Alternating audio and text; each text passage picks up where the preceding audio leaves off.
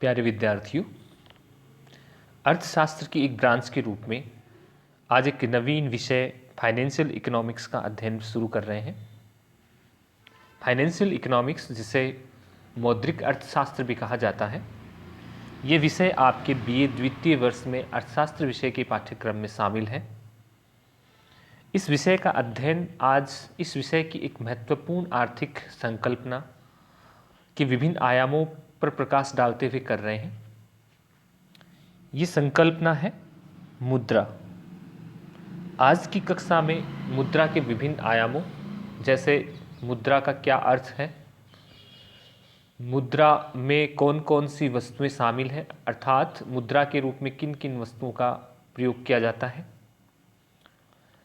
मुद्रा के समान कई प्रकार की वस्तुएं जैसे शाख मुद्रा, समीप मुद्रा, प्लास्टिक मनी आदि के अर्थ को भी इस कक्षा में स्पष्ट करने का प्रयास करेंगे।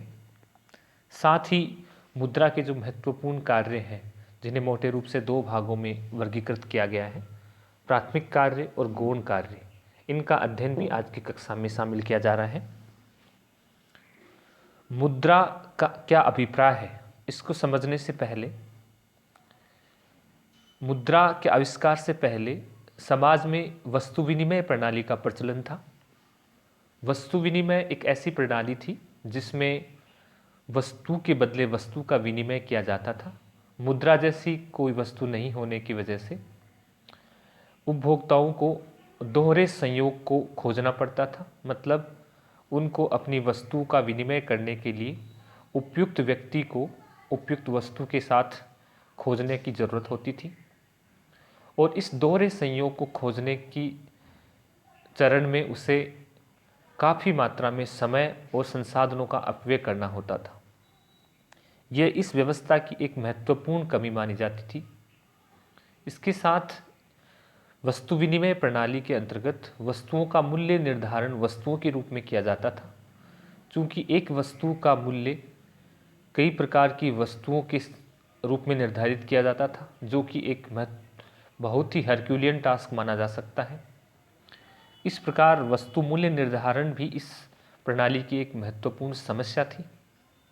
साथ ही इस प्रणाली में संपत्ति का संग्रहण करना एक चुनौती थी, क्योंकि वस्तुओं के रूप में संपत्ति का संग्रहण किया जाता था और वस्तुएं लंबे समय तक सुरक्षित रखना संभव नहीं था। इस तरह संपत्ति का संग्रहण एक महत्वपूर्ण समस्या थी। इन सब समस्याओं के कारण मुद्रा जैसी वस्तु के आविष्कार को प्रेरणा प्राप्त हुई और अंततः मानव समाज के द्वारा मुद्रा का आविष्कार किया गया। मुद्रा की विभिन्न आयामों को समझने से पहले अपन मुद्रा के अर्थ को स्पष्ट कर रहे हैं। मुद्रा क्या है? मुद्रा कोई भी ऐसी वस्तु हो सकती है जिससे सामान्य स्वीकार्यता प्राप्त होती है। वस्तुओं के विनिमय के माध्यम के रूप में इसे स्वीकार किया जाता है। यदि व्यापक रूप से कहा जाए तो वस्तुओं एवं सेवाओं के विनिमय और क्रय शक्ति के हस्तांतरण के रूप में जिस वस्तु को सभी लोग समान रूप से स्वीकार करते हैं, वह मुद्रा है। मुद्रा की एक सबसे विलक्षण विशेषता मानी जाती है, वह है सामान्य स्वीकार्यता। इसका अर्थ है कि लोग इस विश्वास पर इसका प्रयोग करते हैं कि विनिमय की आवश्यकता पड़ने पर अन्य लोग भी उतने ही महत्व के साथ इसको विनिमय के माध्यम के रूप में स्वीकार करेंगे। इस तरह अर्थशास्त्र के इतिहास में मुद्रा को कई अर्थशास्त्रियों ने परिभाषित करने का प्रयास किया। इन अर्थशास्त्रियों में जो सबसे पहला नाम है वो है वोकर का। इन्होंने कहा, मुद्रा वह है जो मुद्रा का काम करे। यानी मुद्रा का काम है वस्तुओं का विनिमय और मूल्य का मापन करना। अतः मुद्रा वह है जो वस्तुओं का विनिमय में और मूल्य के मापन में काम आती है। एक अन्य अर्थशास्त्री D.H. रॉबर्टसन ने मुद्रा की एक महत्वपूर्ण विशेषता सामान्य स्वीकार्यता को ध्यान में रखते हुए इसकी परिभाषा की है। कोई भी ऐसी वस्तु जो वस्तुओं के लिए भुगतान में स्वीकार की जाती है, वह अन्य प्रकार के सभी व्यावसायिक लेन देनों के निपटारे में प्रयोग की जाती है, वह मुद्रा कहलाती है। इसी प्रकार एक अन्य अर्थशास्त्री सेलिगमैन ने इसी विशेषता को ध्यान में रखते हुए मुद्रा की परिभाषा की है। मुद्रा वह वस्तु है जिसे सामान्य स्वीकृति प्राप्त होती है। एक अन्य अर्थशास्त्री नेप, जिसका यहाँ पे उल्लेख नहीं है, उन्होंने लीगल टेंडर के रूप में मुद्रा को परिभाषित किया है, यानी सरकार के आदेश पर जिस वस्तु को विनिमय माध्यम के रूप में लोगों के द्वारा स्वीकार किया जाता है उसे लीगल टेंडर कहते हैं। इस प्रकार नेप के द्वारा लीगल टेंडर को महत्व देते हुए मुद्रा की परिभाषा की गई है। उक्त परिभाषाओं को ध्यान में रखते हुए अपन संक्षेप रूप में कह सकते हैं कि मुद्रा सामान्य स्वीकृति प्राप्त वह वस्तु होती है, चाहे वह प्रतिज्ञा अंकित कागज का टुकड़ा ही क्यों न हो, विनिमय के माध्यम और मूल्य के मापन के रूप में सर्वस्वीकार्य रूप से प्रयोग की जाती है। मुद्रा को परिभाषित करने के बाद मुद्रा के रूप में कौन कौन सी वस्तुएं प्रयोग की जाती रही हैं और वर्तमान में कौन कौन सी वस्तुएं प्रयोग की जा रही हैं, इनका अध्ययन कर लेते हैं। मानव इतिहास में समय और स्थान के परिवर्तन के साथ साथ मुद्रा के रूप में जो वस्तुएं प्रयोग की गई वो भी बदलती रही हैं। प्राचीन समय में ऐसे उदाहरण भी मिले हैं कि कौड़ियाँ, तंबाकू, पक्षियों के पंख, मगरमच्छ के दांत आदि को मुद्रा के रूप में प्रयोग किया जाता रहा है। समय के साथ विभिन्न प्रकार की धातुएं मुद्रा के रूप में प्रयोग की गई। इनमें स्वर्ण, चांदी, तांबा, कांसा इत्यादि धातुएं हैं। इन धातुओं के बाद मुद्रा के रूप में इन धातुओं के सिक्कों का प्रचलन रहा, जो कि विभिन्न राजवंशों के द्वारा व विभिन्न राष्ट्रों के द्वारा प्रयोग किए जाते रहे हैं। वर्तमान आधुनिक अर्थव्यवस्थाओं में मुद्रा के रूप में सामान्यतः जो प्रयोग की जाते हैं वो है धातु के सिक्के, पत्र मुद्राएं और बैंक जमाएं। अलग अलग देशों में बैंक जमाओं में मांग जमा और अवधि जमा को मुद्रा के रूप में शामिल करने और नय करने की परंपरा रही है। भारत की बात की जाए तो भारत में धातु के सिक्के, पत्र मुद्रा और मांग जमाओं को मुख्य रूप से मुद्रा के अंतर्गत शामिल किया जाता है। अलग अलग देशों में अवधि जमाओं को भी इसके अंतर्गत रखा जाता है। ये मुद्रा का जो रूप है इसे सबसे तरल रूप माना जाता है, जिसको प्रयोग करना सुविधाजनक और इसमें किसी भी प्रकार की कोई भी ट्रांजैक्शन कॉस्ट नहीं आती है। मुद्रा के अन्य रूप, जिसमें एक रूप है साख मुद्रा। साख मुद्रा एक तरह से बैंक मुद्रा होती है, यानी बैंकों की जो जमाएं हैं उसके रूप में जो मुद्रा होती है। इस मुद्रा का प्रयोग अपन चेक और डिमांड ड्राफ्ट के माध्यम से भुगतान के रूप में करते हैं। यह मुद्रा करेंसी की तुलना में कम तरल मानी जाती है, यानी इसका प्रयोग अपन करेंसी की तुलना में थोड़ा मुश्किल और प्रयोग सीमित होता है, यानी सभी प्रकार के ट्रांजैक्शंस में चेक और डिमांड ड्राफ्ट का प्रयोग नहीं किया जा सकता। जैसे अपन छोटे छोटे जो ट्रांजैक्शन करते हैं उसमें इस प्रकार का प्रयोग नहीं होता, लेकिन करेंसी का प्रयोग असीमित मात्रा में किसी भी प्रकार के ट्रांजैक्शन के लिए हो सकता है।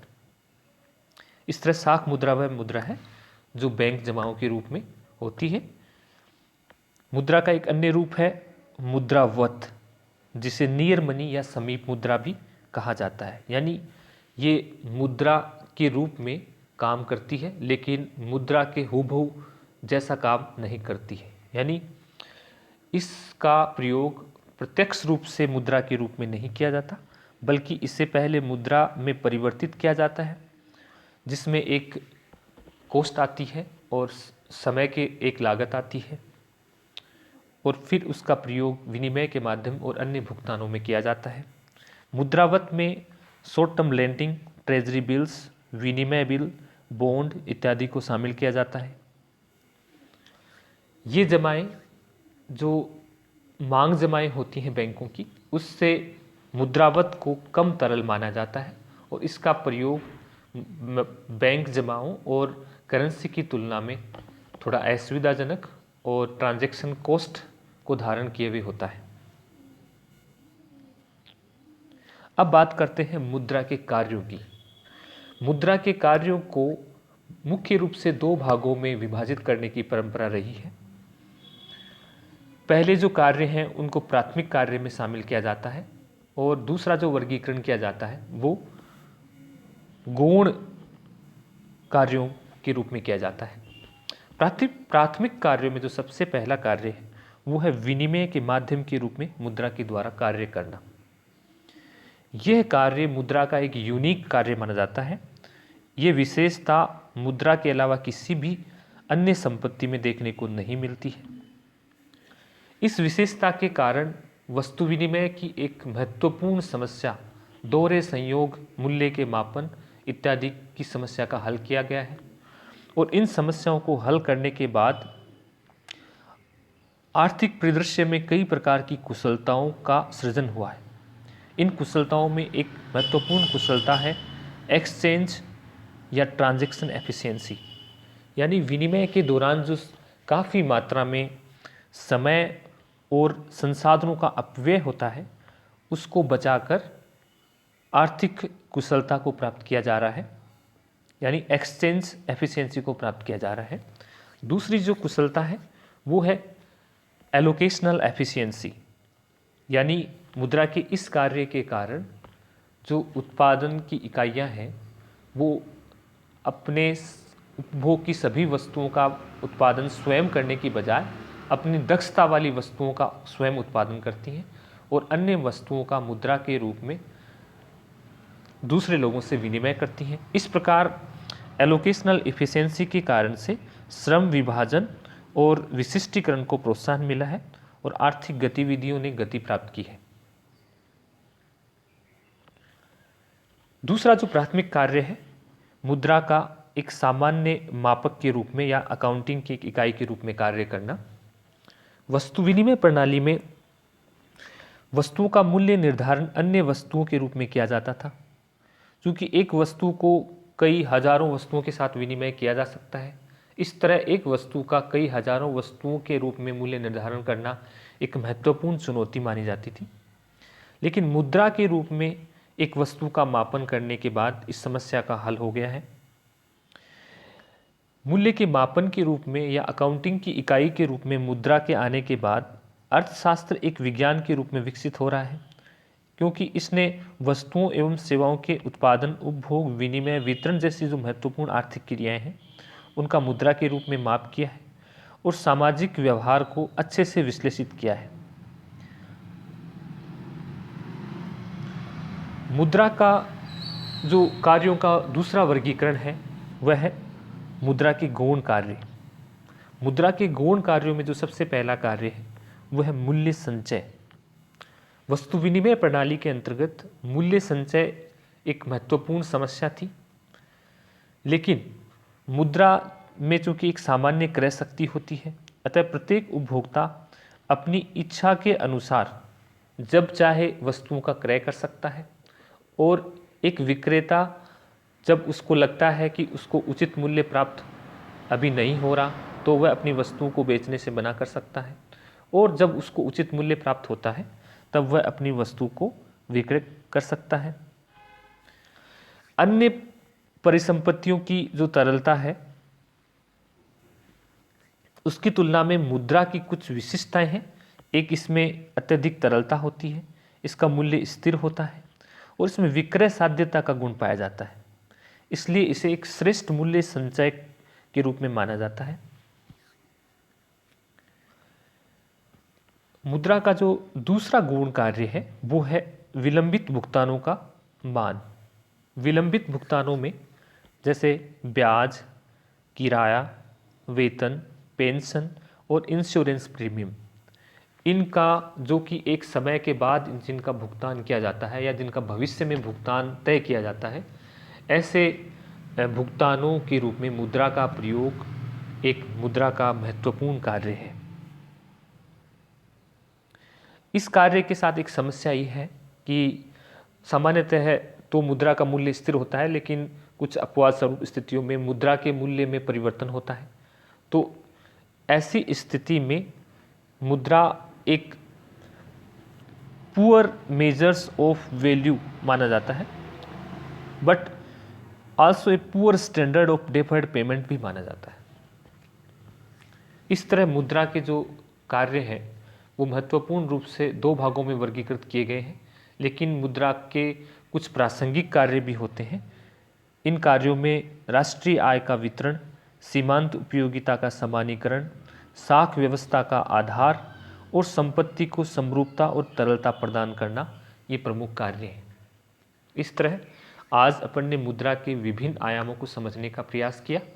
अगली कक्षा में मुद्रा से संबंधित अन्य सिद्धांतों का अध्ययन करेंगे।